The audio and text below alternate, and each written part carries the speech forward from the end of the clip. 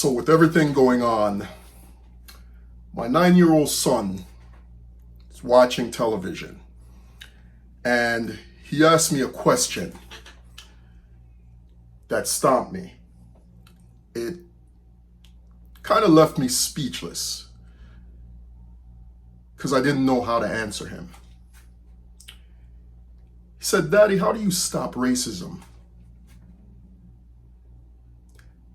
And I had to think about it. Because honestly, I don't know the answer to that. But I'm going to try. I'm going to try to give some ways, some things that need to be done. And if I'm being honest, I don't 100% think these things are going to work, but these things would be a start to make sure that racism is eradicated. I live here in America, but I was born in Jamaica. I have family in different parts of the Caribbean. I have family in Canada. I have family in the United Kingdom. So, though it is pronounced here in America, it's a global problem. It's a global issue.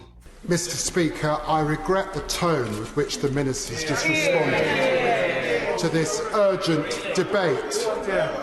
It was 2 years since there was consensus in this House at the way that the Windrush generation had been treated in this country. This is a generation of people, thousands of them, who came to this country after the Second World War and gave so much but took so little. Let me just remind the Minister, 164 people were detained and deported, which the government says it got wrong. On the back of that, 5,000 people were denied access to public services, healthcare, pensions, education, all that they were entitled to. Against that backdrop, he's right to say the government rightly set up the Independent Learn Review led by Wendy Williams. In the wake of that, they suspended flights to Jamaica. So the question today is, why have they resumed those flights? In light of the scandal of people who arrived in this country as children, how can he guarantee the House that there are not people on those flights who are actually British nationals? Now, to be sure, a lot of progress has been made. Things aren't the way they were 50 years ago, 100 years ago. But a lot of us are really pessimistic about whether or not racism can or will ever be truly eradicated. The first thing, accountability and restitution, right? And when you talk about reparations here, especially in America, it's like a bad word, it's like a curse word. And the analogy I like to give people is, imagine if someone broke into your house, murdered your parents, raped your wife, kidnapped your children and sold them into slavery. And then years later, never even apologized for it. How would you feel? Imagine if your house that they broke into, they then turned around and sold it for a profit and gave you none of the money. How would you feel? That's what happened in this country. There was never any restitution. There was never even an apology. Accountability and restitution must be on the table. Number two, even in the face of horrific acts like what happened to George Floyd, people still deny whether it was a function of racism or bad policing. I can assure you, it's racism.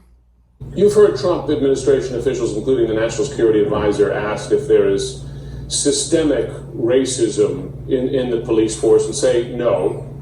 What's your response to that? That is the most ignorant piece of denial that his administration could come up with. Of course, there's systemic racism. Let me give you an example. In St. Louis, we have two different police unions, and police unions are going to be your biggest adversaries to all of what we see as far as the work to remake and recreate and reimagine our criminal justice response is. But you have the Ethical Society, which I belong to, predominantly black officers, although it's not exclusively available to black officers, and you have the St. Louis Police Officers Association, two different organizations. Within police departments, there is racism. We have had black officers beaten so badly by white officers when they were undercover that they've lost their careers. And then when it is out that that was a police officer that you beat, the Police Officers Association, the white union, it does nothing to support the black officer. We've had black officers shot by fellow officers in St. Louis after having been identified as a police officer. There was an instance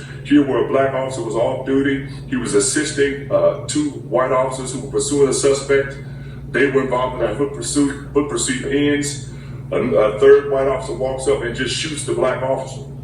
And they have done nothing to support him. So there's real systemic racism in the police department, as there is throughout every system in our country, because it was put in place at the founding of the nation, man. And that's nobody's fault. Let me just say this real quick. The way that you can make that discussion accessible for people who are so uncomfortable talking about American racism and its history is to say that the reality is that the conditions we're trying to address pre-exist all of us. You didn't create it, Jim. I didn't create it. We were born into this reality, but our responsibility now is to fully address it and get the job done so that future generations are not plagued by the weight and the evils of white supremacy in America. And that's the number two problem that needs to be addressed. There are people who, some of them willfully, and some of them are truly ignorant. There are people who, I don't know if they were living under a rock somewhere, but they don't know, they did not know that this level of institutional and systematic racism truly existed. That's the second thing, right? The awareness, the empathy, the ability to truly understand that it is real. I mean, we can look at what Drew Brees said the other day, right? When Colin Kaepernick was kneeling, the issue all of a sudden became about America and the flag and you're anti-American, when it was never about that. So this is the kind of uphill battle that needs to be fought before real eradication of racism, which, as I said, I'm not overly optimistic that it's even possible, right? Which takes me to number three, right? And this is probably the main reason why I think it's a wish to think that racism will truly ever die. Hate and ignorance. Now, to solve ignorance, being an educator part-time myself, one of the most effective ways to solve ignorance is with knowledge, right?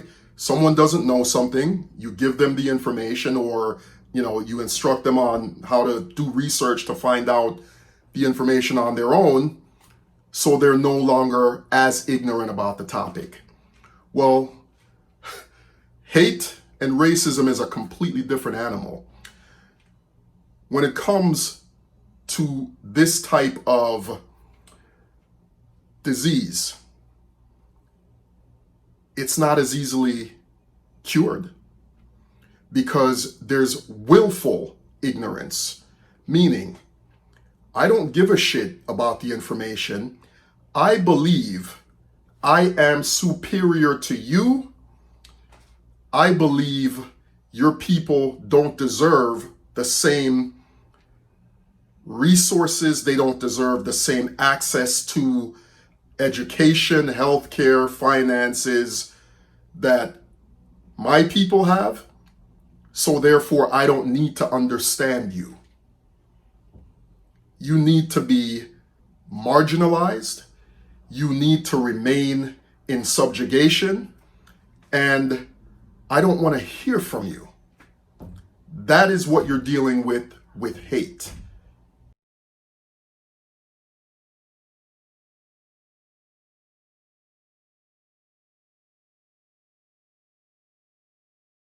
You know, behind me, you can see I have Malcolm X there.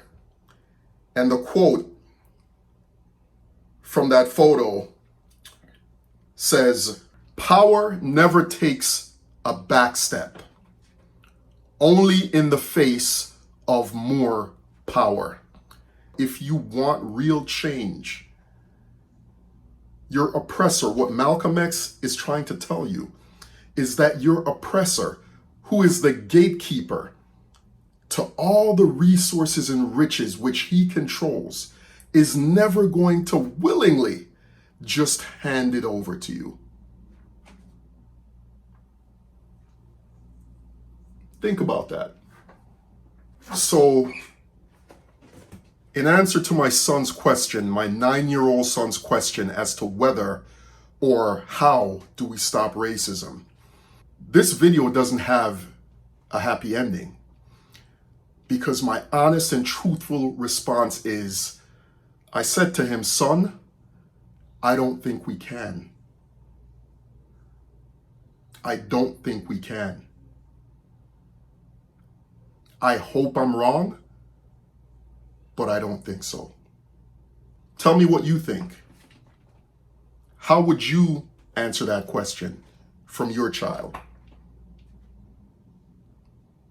What are some of the real solutions? Not the fairy tale stuff that you hope and wish for, but what are some of the real solutions to this problem?